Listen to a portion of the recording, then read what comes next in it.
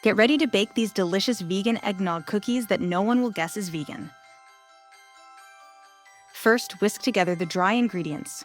Mix well, then set aside.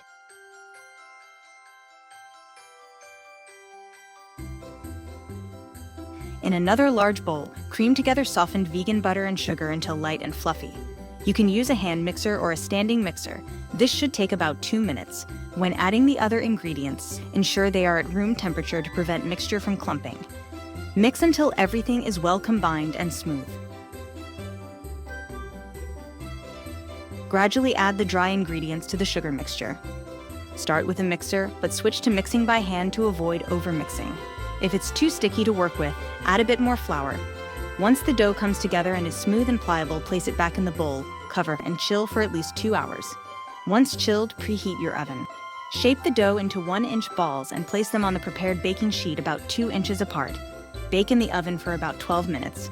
Allow the cookies to cool on the baking sheet for a few minutes before transferring them to a wire rack to cool completely. Drizzle the rum glaze over the cooled cookies to infuse them with a rich eggnog flavor. It takes just 2 minutes to make and is worth it. Once set, the cookies are ready.